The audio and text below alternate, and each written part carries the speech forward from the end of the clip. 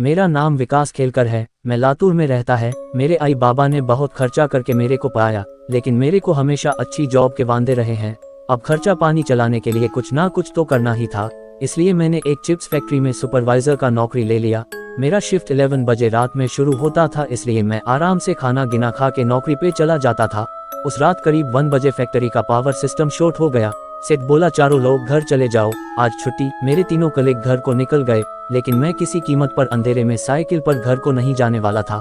सेठ बोला कि ताला लगा के ही फैक्ट्री में सो जा। मैंने शायद वही डेंजर गलती कर दिया। मुझे क्या पता था ऐसा करने पर मुझे खून के आंसू रोना पड़ेगा।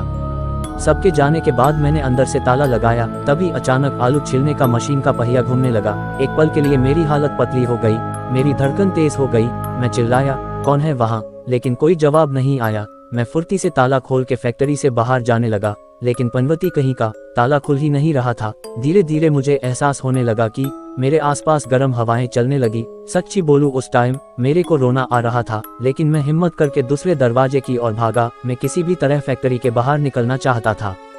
अचानक मेरी नज़र एक फावड़े पर गई। मैं उसे उठाकर दरवाजे पर ठोकने लगा। मेरा ऐसा करने पर एक अजीब घटना हुई। मेरा शरीर तहखाने की ओर खींचने लगा, जैसे कोई अदृश्य रूह मुझे अंधेरे में घसीटना चाहती हो।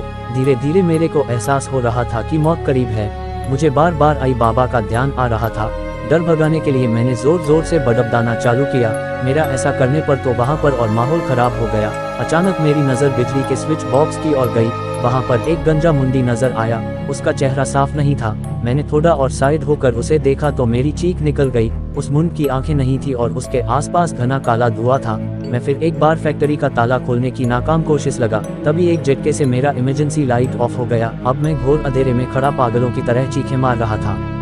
कुछ ही देर में मेरे पैर ठंडे पड़ गए। मैं उसी जगह घुटनों पर बैठ गया। मेरी सांस उखड़ रही थी। शायद मैं आने वाली भयानक मौत के लिए मन ही मन तैयार हो रहा था। अदमी सी हालत में मुझे महसूस हुआ कि एक फौलादी पंजे ने मुझे खींचना शुरू किया। उस भयानक रूह की घटिया गंध को याद करके मेरे को आज भी उबकियां आ जाती है। कुछ देर बाद महसूस हुआ कि मैं ढेर सारी परछाइयों के बीच में अधमरा सा पड़ा था। वह सब एक दूसरे की ओर देखकर फुसफुसा रहे थे, जैसे कोई चांडाल का दल शिकार खाने से पहले बातचीत कर रहा हो। धीरे धीरे उन सब की आवाजें तेज होने लगी। मैंने नजर दौड़ाई तो मुझे वही गंजा बिना आंखों वाला गुसेल मुंड सामने दिखा। अचानक उसने गर्म खोलता हुआ पंजा आगे बढ़ाया और मुझे दरवाजे की ओर खींचना शुरू किया। इस घटना के बाद मैं होश खो बैठा।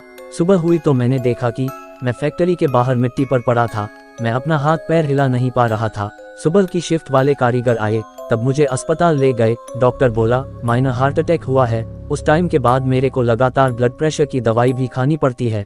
मैं वो नौकरी भी छोड़ दिया। भगवान जाने फैक्ट्री में क्या बला थी और ताला बंद फैक्ट्री से मैं बाहर कैसे आ गिरा। गणपति देवा की कृपा है, वरना आज यह बात बताने को मैं जिंदा नहीं होता। विकास खेलकर।